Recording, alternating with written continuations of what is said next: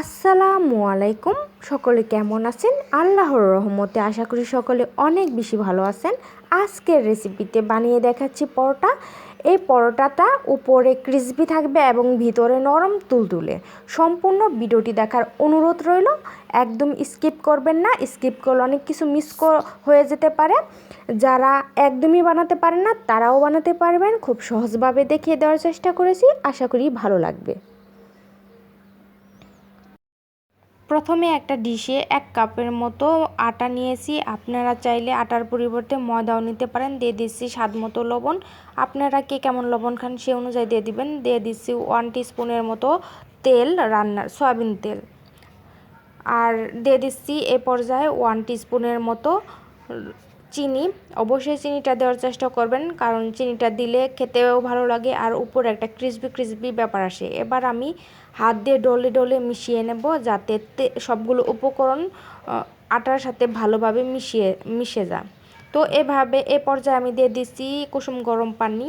আপনারা চাইলে নর্মাল পানিও দিতে পারেন। আমি অবশ্য অল্প করে পানি দিতে থাকবো আর মিশাতে থাকবো। একসাথেই সম্পূর্ণ পানি দেওয়া যাবে না, তা না হলে একদম বেটারের মতো হয়ে যাবে আর বেশি মাত্র নরম হয়ে যাবে। পরবর্তীতে রুটি বেলতে সমস্যা হবে।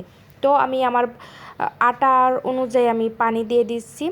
আর এ পর্যায়ে আমি হাত দিয়ে ভালোভাবে মথে নেব এবং পারফেক্ট একটা ডো বানিয়ে নেব। ডোটা এমন পর্যায়ে হবে যাতে বেশি নরমও না থাকে, বেশি শক্তও না হয়। তো এভাবে আমি ভালোভাবে মথে নেব। মনে রাখবেন, যত ভালো মথবেন তত ভালো একটা পারফেক্ট ডো হবে এবং রুটি পরোটা যাই বলেন সেটা ফুলকো হবে এবং দীর্ঘক্ষণ নরম থাকবে।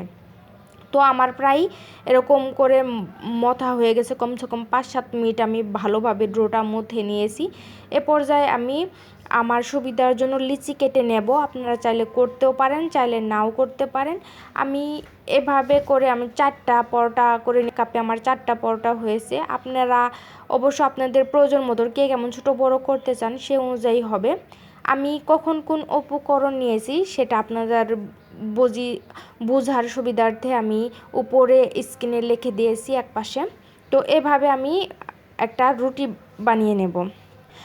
ভিডিওটি যদি ভালো লাগে একটা লাইক দিয়ে ভিডিওটি দেখা শুরু করবেন, কারণ আপনাদের একটি লাইকে ভিডিও বানানোর আগ্রহ বাড়ে। আর কমেন্ট করে জানিয়ে যাবেন আপনার মতামত আর কে কে পরোটা খেতে পছন্দ করেন। আপনাদের সুন্দর কমেন্টগুলো পড়তে আমার খুবই ভালো লাগে। যখন রুটিটা বানিয়ে নেব, রুটিটা অবশ্য বেশি বড়ও থাকবে না, বেশি ছোটও থাকবে না, মিডিয়াম পর্যায়ে করে নেব। তো আমার রুটি বানানো হয়ে গেছে। এরপর যে আমি রুটিটার গায়ে হাত দিয়ে তেল মেখে নিচ্ছি। আর আপনারা চাইলে ব্রাশ দিয়েও করতে পারেন। তো আমার হাত দিয়ে সুবিধা হচ্ছে আমি যেহেতু 4 কোণা বিশিষ্ট রুটি বানাবো, সেজন্য আমি ভাঁজ করে নেব। প্রথম এক পাশ থেকে একটু নেব, পরে আরেক পাশ থেকে আরেকটু নেব, তারপর আবার 2 পাশ থেকে করব। আমি 4 কোণা ভাঁজ করে নিয়েছি।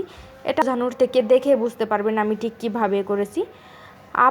আমি 4 কোণার পরোটা বানিয়ে নিচ্ছি। আপনারা চাইলে গোলভাবেও করতে পারেন। আর আমার পার্সোনালি 4 কোণার পরোটা লাগে। তো যে যার পছন্দ মতন শেপে করে নেবেন। তো আমি এবার সেই পরোটার গায়ে একটু নিলাম এবং এভাবে কিছুক্ষণ বেলতে থাকবো। অবশ্য আলতোভাবে বেলে নিচ্ছি, বেশি চাপাচাপি করার প্রয়োজন নাই, লেগে যেতে পারে, শেপটাও নষ্ট হতে পারে। তো আমি যখন একটু বেলতে অসুবিধা হবে তখন আবার একটু আটা পরোটার গায়ে লাগিয়ে দিলে বেলতে আবার সুবিধা হবে। আর এভাবে আমি করে আর অবশ্যই এভাবে একবার ট্রাই করবেন, মাঝে মধ্যে ভালো লাগে। আর এটা আসলে এভাবে ট্রাই করে দেখতে পারেন, খুবই উপরে যারা ক্রিসপি টাইপের পছন্দ করেন এবং বানিয়ে দীর্ঘক্ষণ নরমও থাকে। তো এভাবে আমি বানিয়ে নিয়েছি। একটু সেকে নেব হালকা, এপাশ ওপাশ করে কয়েক সেকেন্ড সেকে নেব। আমার গ্যাসে একটা প্যান নিয়েছি, সেখানে আমি এপাশ ওপাশ করে কয়েক সেকেন্ড সেকে নেব। করতেও পারেন, নাও পারেন, প্রথম পর্যায়ে তেল দিতে পারেন। তো প্রথম পর্যায়ে একটু অল্প একটু কয়েক সেকেন্ড 2-3 সেকেন্ডের মতন। তারপর ভাজার জন্য সয়াবিন তেল ইউজ করছি। আপনারা চাইলে ঘিও ব্যবহার করতে পারেন, আবার চাইলে ঘি সয়াবিন তেল দুইটা মিশিয়েও ভাজতে পারেন। ঘি দিয়ে ভাজলে সুন্দর একটা ফ্লেভার আসে, খেতেও ভালো লাগে। তো সবার কাছে অ্যাভেলেবেল ঘি থাকে না, যাদের আছে তারা করতে পারেন। তো তো এভাবে আমি ভেজে নিছি। ভিডিওটি যদি দেখে উপকৃত হয়ে থাকেন, চ্যানেলটি সাবস্ক্রাইব করার অনুরোধ রইল।